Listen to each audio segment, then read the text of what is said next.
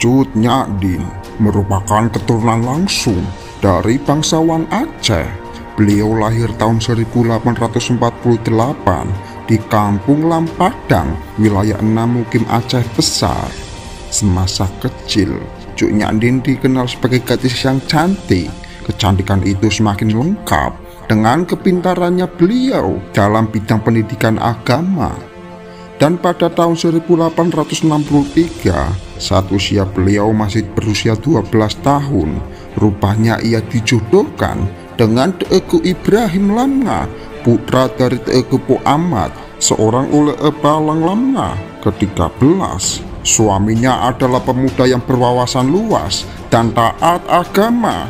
Dari pernikahan tersebut, Cut Nyak dan Teku Ibrahim dikaruniai satu anak laki-laki. Namun kebahagiaan keluarga Cut Nyak mulai terusik dengan kedatangan kolonial Belanda dan melakukan agresi militer besar-besaran di tanah Aceh. Sebab pada tanggal 26 Maret tahun 1873, rupanya tanah Aceh diserang habis-habisan oleh tentara Belanda dengan menggunakan kapal perang mereka yang bernama Citadel van Antwerpen. Hingga puncaknya pada tanggal 8 April tahun 1873, lewat kepemimpinan Johan Roman Rudolf Koffler, rupanya tentara Belanda berhasil mendaratkan kapalnya di tepi pantai Ceerumen, Aceh Barat, dan mulai melakukan agresi militer membabi buta sampai ke Banda Aceh. Akibat serangan itu pula pada akhirnya mengakibatkan Belanda menguasai daerah tersebut. Mendengar pasukan Belanda telah melakukan serangan, membuat para pejuang di Tanah Rencong tidak tinggal diam dan terus berjuang untuk bisa merebut tanah mereka kembali. Hingga puncaknya terjadilah pertempuran pertama kali antara tentara Belanda yang dipimpin oleh Johan Roman melawan para serdadu rakyat Aceh yang dipimpin oleh Panglima Nolem dan Sultan Mahmud Syah.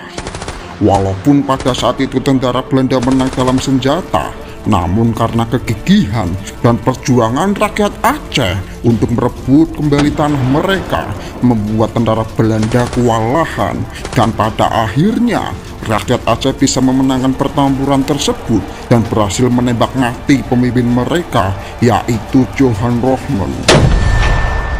Namun sayangnya, kemenangan tersebut tidak bertahan lama, sebab setelah setahun kemudian, rupanya tentara Belanda datang kembali dan lewat kepemimpinan Jenderal Jan van Swieten dengan persenjataan yang lebih canggih, pada akhirnya mereka berhasil merebut daerah Mukim. Begitu juga disusul dengan jatuhnya Keraton Sultan yang pada akhirnya harus tunduk dari agresi Belanda dalam serangan kedua tersebut. Dan akibat peperangan itu pula mengakibatkan Cut Nyak dan beserta penduduk Lampadang harus mengungsi agar bisa selamat dari serangan Belanda. Tapi pada saat itu, suami Cut Nyak yang tak lain Teku Ibrahim tidak ikut mengungsi dan tetap melakukan perjuangannya untuk mengusir tentara Belanda.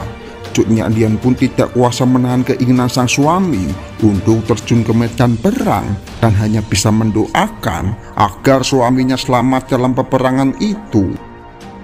Hingga pada akhirnya, setelah penantian yang cukup panjang, ternyata hanya kabar duka yang Cut Nyak dapatkan, sebab pada tanggal 29 Juni tahun 1878, rupanya sang suami telah tertembak tentara Belanda hingga menyebabkan ia gugur dalam medan pertempuran. Mendengar kabar itu membuat Cut Nyak langsung menjadi murka dan sekaligus menjadi titik baliknya untuk menjadi seorang pejuang agar bisa meneruskan perjuangan sang suami dalam melawan kolonial Belanda.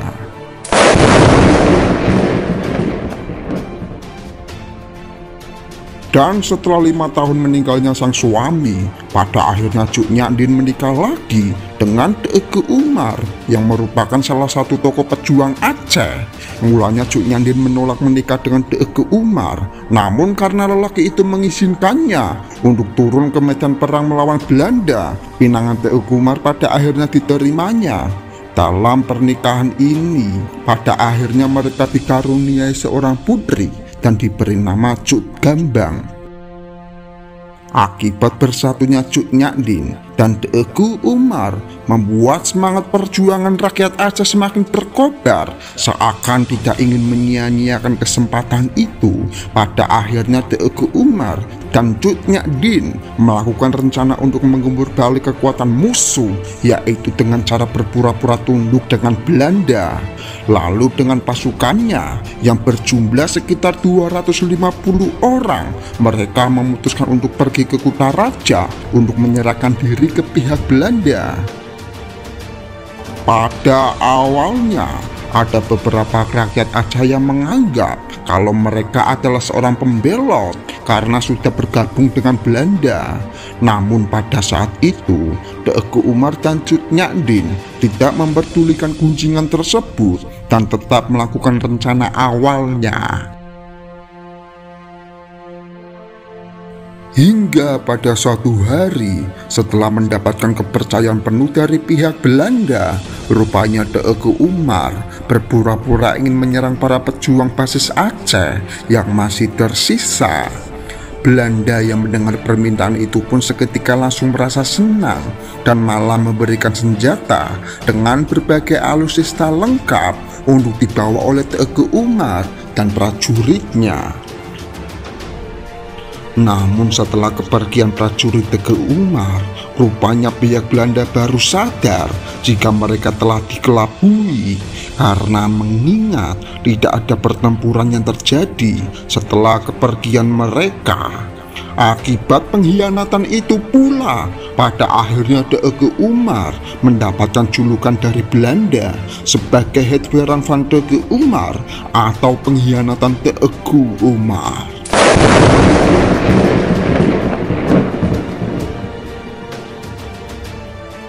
Dan setelah sadar dikelabui, pihak Belanda pun tidak tinggal diam dan langsung melakukan operasi militer dalam skala besar untuk bisa menangkap Teguh Umar dan Cuk Nyadin.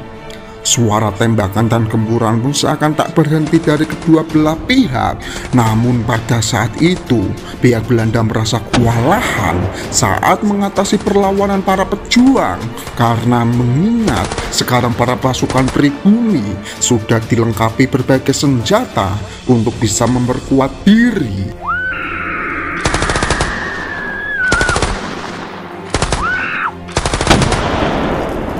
Hingga pada akhirnya, setelah perjuangan yang tidak kenal lelah membuat tentara Belanda malah kalang kabut dan mengakibatkan mereka kalah dalam penyerangan kali ini. Dan akibat kemenangan itu pula, pada akhirnya tanah kelahirannya dari Cuk Nyadin berhasil direbut kembali.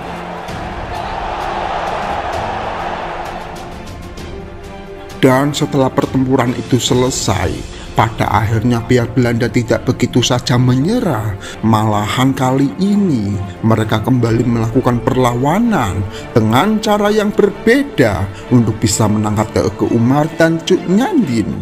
Sebab untuk bisa menangkap mereka berdua, pada akhirnya pihak Belanda menurunkan tentara mereka yang bernama Meerschausse. Tentara ini bukanlah tentara sembarangan, sebab selain dikenal sangat terlatih, rupanya tentara tersebut terkenal beringas dalam melaksanakan tugasnya dan tidak segan-segan membunuh pribumi tanpa mengenal ampun.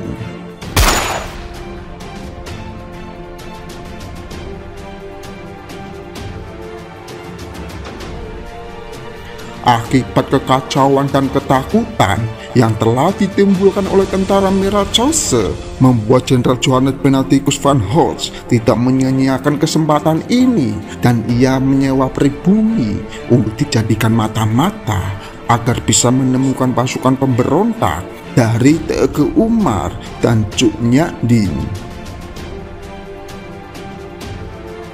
Hingga pada akhirnya Akibat pengkhianat itu pula mengakibatkan rencana Teuku Umar untuk menyerang daerah Mulabo pada tanggal 11 Februari tahun 1899 langsung diketahui oleh pihak Belanda. Lalu dalam penyerbuan itu mengakibatkan Teuku Umar tertembak hingga beliau gugur dalam medan pertempuran.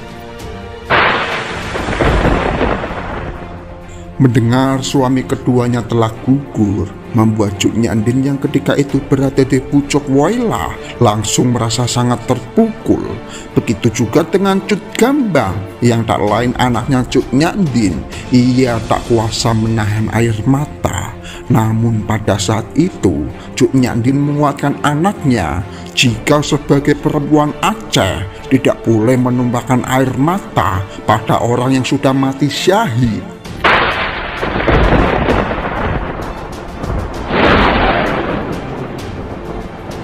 Lalu setelah itu, pada akhirnya pasukan Cut Nyak Dien yang masih tersisa memutuskan untuk menyusup turun gunung, bukan untuk mencari pusara Teuku Umar, melainkan kembali membentuk pasukan guna meneruskan perjuangan dengan cara gerilya.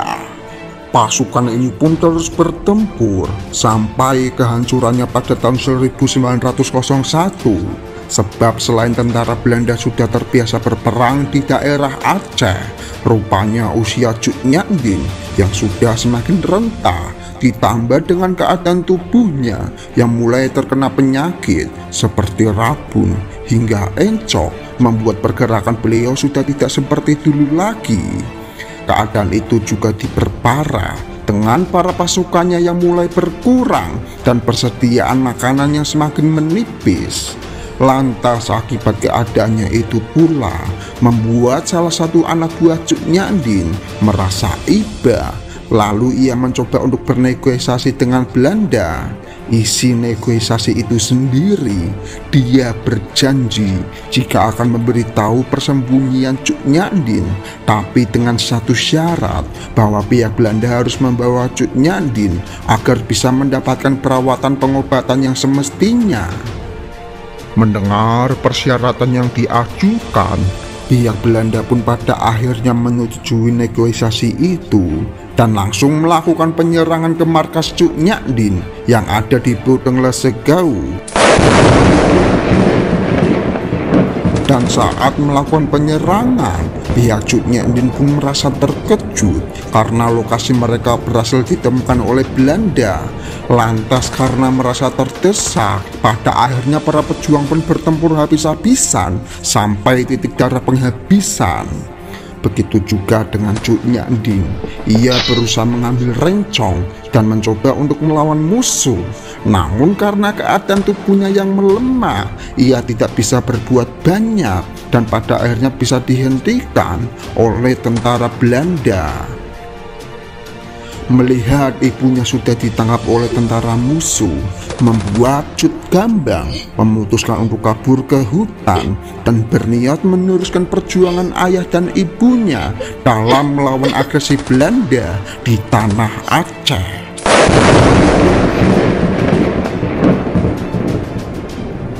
Dan setelah ditangkap, pada akhirnya Cut Nyak Dien dibawa ke Banda Aceh dan dirawat di sana.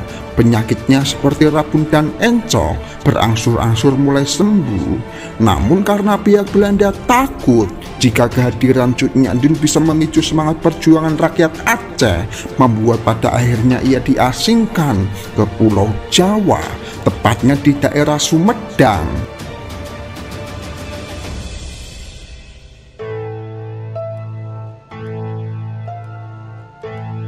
Dan setelah diasingkan ke Sumedang, pada akhirnya karena usianya semakin tua, membuat perjuangan Cut Nyak Dien perlahan-lahan mulai redup. Dan tepat pada tanggal 6 November tahun 1908, beliau menghembuskan nafas terakhirnya dengan meninggalkan kisah yang luar biasa untuk kita para penerusnya.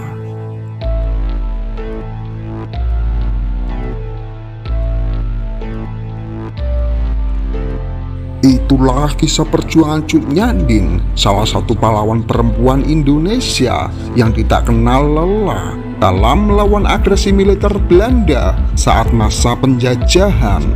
Kurang lebihnya literasi yang ada di video ini saya harap teman-teman bisa maklum, tapi intinya pasti ada pembelajaran yang bisa kita ambil dari sebuah kisah. Dan saya ingatkan untuk para penonton bahwa nantinya channel ini akan ada segmen khusus yang membahas para pahlawan Indonesia, dan semua itu tujuannya hanya satu, agar para pemuda Indonesia tidak lupa bahwa mereka juga punya pahlawan bangsa yang kisah perjuangannya bisa dijadikan teladan untuk kita sebagai generasi penerusnya. Ambil positifnya dan buang negatifnya dari tontonan ini. Jangan lupa subscribe agar kedepannya Mimin selalu bersemangat dalam membuat konten yang tentunya menarik sekaligus menghibur untuk kita semua. Terima kasih dan jangan lupa bahagia.